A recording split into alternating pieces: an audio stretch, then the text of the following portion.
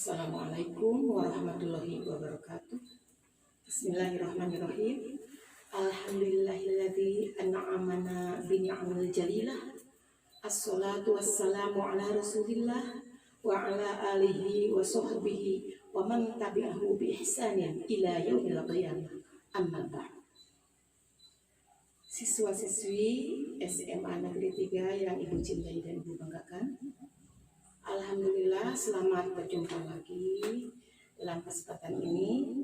Alhamdulillah kalian masih diberi kesempatan untuk melaksanakan salah satu kewajiban kita, yaitu thalabul ilmi. Untuk materi pada kesempatan ini yaitu tentang tata cara penyelenggaraan jenazah ya. Kematian adalah kepastian. Setiap yang hidup dipastikan akan mati. Islam menghormati manusia sejak masih hidup hingga kematiannya. Penghormatan itu diaplikasikan menjadi kewajiban bagi kaum muslim untuk melakukan perawatan jenazah yang meliputi memandikan, mengkafani, mensolati, dan mengubur. Meskipun sudah menjadi keharusan syar'i, tak semua orang mampu melakukan perawatan jenazah dengan baik dan sesuai dengan tuntunan Rasulullah SAW. Firman Allah Subhanahu wa taala, A'udzubillahi minasyaitonirrajim. Bismillahirrahmanirrahim. Kullu nafsin dha'iqatul maut, tsumma ilaina turja'un. Yang artinya, tiap-tiap yang mempunyai jiwa akan merasakan mati. Kemudian hanyalah kepada kami kamu kembali. Quran Surah Al-Ankabut ayat 57. Ayat tersebut mempertegas bahwa kita yang hidup di dunia ini pasti akan merasakan mati. Namun kenyataannya banyak manusia yang terbuai dengan kehidupan dunia sehingga hampir melupakan tujuan hidup yang sebenarnya. Hal ini juga membuat manusia tidak banyak yang mengingat tentang kematian. Anak-anakku sekalian yang Ibu cintai dan Ibu banggakan, yang jadi permasalahan di sini adalah tidak ada manusia satupun yang apabila mati kemudian berangkat sendiri menuju liang kuburnya. Tentu saja hal ini adalah menjadi kewajiban bagi orang yang masih hidup, terutama keluarga yang ditinggalkannya untuk mengurusnya sampai menguburkannya. Merawat jenazah adalah hukumnya wajib kifayah. Namun setiap orang tentunya wajib mengetahui tata cara bagaimana merawat jenazah yang sesuai dengan tuntunan agama Islam. Karena kewajiban merawat jenazah yang pertama adalah keluarga terdekat. Apalagi kalau yang meninggalnya itu adalah orang tua atau anak kita. Kalau kita tidak bisa merawatnya sampai menguburkannya, berarti kita tidak birrul walidain, berbakti kepada kedua orang tua kita. Ya. Rasulullah bersabda, apabila telah mati anak Adam, maka terputuslah amalnya, kecuali 3 perkara. Sedekah jariyah, ilmu yang bermanfaat, dan anak soleh yang mau mendoakan kedua orang tuanya. Disinilah kita harus menunjukkan bakti kita yang terakhir apabila orang tua kita meninggal, yaitu dengan cara merawat sampai menguburkannya serta mendoakannya. Permasalahan yang lain dan mungkin bisa saja terjadi adalah karena ajal bila sudah tiba saatnya, pastilah tidak bisa ditunda kapanpun dan dimanapun. Bagaimana kalau kita seandainya sementara kita di tengah hutan, tengah hutan belantara, maksudnya jauh dari pemukiman, dan kita punya teman cuma beberapa orang saja, sementara kita tidak tahu mayat ini harus diapakan, pastilah kita akan berdosa. Fenomena lain yang banyak terjadi sekarang, terutama di kota-kota besar, pengurusan jenazah kebanyakan tidak dilakukan oleh keluarga dekat, bahkan keluarga tinggal terima kasih atau tinggal terima bersih ya, maksudnya karena udah membayar orang untuk merawatnya, bahkan mendoakannya pun minta orang lain yang mendoakan. Inilah yang perlu kita pikirkan. Sepertinya di Milis ini belum pernah ada yang memberikan pencerahan. Mungkin di antara kita masih banyak yang belum tahu tentang tata cara merawat jenazah, dan kalaupun sudah tahu, semoga bias mengingatnya kembali. Dan ini harus kita tanamkan pada diri kita masing-masing dan juga anak-anak kita untuk jadi anak yang soleh dan soleha. Bila kita menghendaki kalau kita mati, nanti anak kita dan keluarga dekat kita yang merawatnya. Jadi yang jelas pengurusan jenazah adalah menjadi kewajiban keluarga, terutama keluarga terdekat si mayat itu. Kalau keluarga yang terdekat tidak ada, barulah orang muslim yang lainnya berkewajiban untuk merawatnya. Yang selanjutnya, 1. Perawatan jenazah ya. Kewajiban kaum muslimin terhadap jenazah ada 4, yaitu memandikan, mengkafani, mensolatkan, dan menguburkan. Adapun hukumnya adalah fardu kifayah.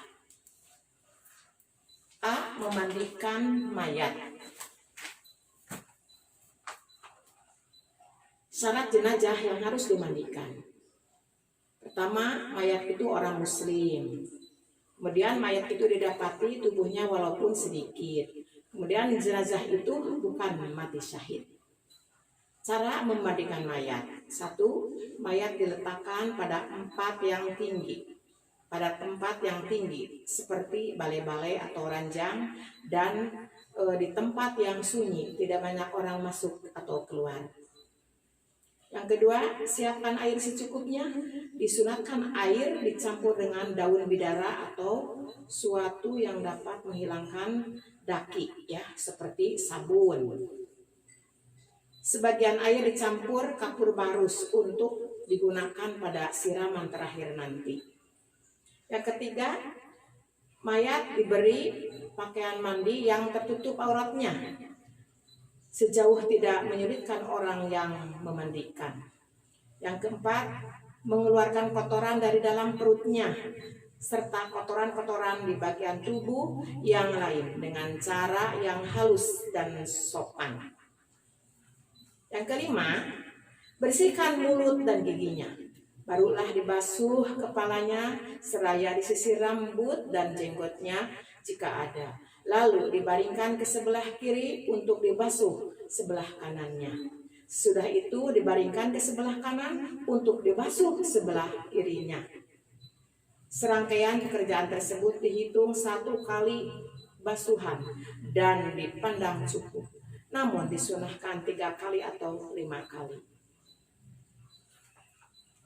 Rasulullah SAW bersabda, An Ummi Atiyah dakhala alaina Nabi sallallahu alaihi wasallam iksil taha salasan au khamsan au aksar min dalika in ra'aitunna dalika bima'in wa sidrin waj'alna fil akhirati kafura. Artinya dari Ummu Atiyah radhiyallahu anha, datang kepada kami sewaktu kami memandikan putri beliau. Kemudian beliau bersabda, mandikanlah ia 3 kali atau 5 kali atau lebih. Kalau kamu pandang lebih baik dari itu dengan air atau daun bidara, dan basuhlah yang terakhir dengan dicampur dengan kapur barus. Hadis riwayat Bukhari dan Muslim. Yang keenam, Cara memandikan mayat itu adalah meratakan air seluruh badan. Jadi air itu diratakan ke seluruh badan jenazah, dari atas kepala sampai ke kaki. 7. Mewudukkan jenazah. 8. Dikeringkan dengan kain handuk. Selanjutnya, orang yang berhak memandikan mayat itu siapa saja? Nah, pertama, suami atau istri mayat dan muhrimnya. Bila muhrimnya tidak ada, maka bisa diserahkan kepada orang yang mengerti dan dipercaya. Jenis kelaminnya sejenis, dan jika tidak ada muhrim atau yang sejenis dengan si mayat, maka boleh ditayamumkan. Selanjutnya, B. Mengapani mayat. Hukum mengapani mayat adalah fardu kifayah atas orang hidup. Syarat mengapani mayat, sekurang-kurangnya 1 lapis yang menutup seluruh tubuhnya. Selanjutnya, mengkapaninya sesudah dimandikan. Selanjutnya, diutamakan berwarna putih. Bagi laki-laki disunatkan 3 lapis yang terdiri dari kain sarung dan 2 lapis yang menutup seluruh tubuhnya. Sedangkan bagi perempuan disunatkan 5 lapis, yaitu kain basahan atau kain bawah, selembar kerudung atau tutup kepala, selembar baju kurung, dan 3 lapis yang menutup seluruh tubuhnya. Cara mengkapani mayat. Ya. Jika mayatnya laki-laki, dihamparkan selai dan ditaburkan di atas tiap-tiap lapis itu harum-haruman seperti kapur barus dan semacamnya. Lalu mayat diletakkan di atasnya. Sesudah diberi kapur barus dan sebagainya, kedua tangannya disedekapkan seperti sholat. Kemudian kain dibungkuskan lapis demi lapis. Pada bagian kaki, perut, dan kepala diberi ikat atau tali dari kain putih. Jika mayatnya perempuan, dilakukan seperti tersebut di atas. Hanya pada tubuh mayat dipakaikan kain basahan, ya, atau kain bawah, baju, dan tutup kepala atau kerudung. Khusus bagi orang yang meninggal dalam keadaan ihram haji atau umroh, tidak boleh diberi harum-haruman dan tutup kepala. Yang wajib menanggung kafan, ya, diambilkan dari harta si mayat. Bila tidak meninggalkan harta warisan, maka dibebankan kepada orang yang memelihara sewaktu hidup. Apabila mayat tidak ada yang menanggung, maka diambilkan dari baitul mal atau kas negara.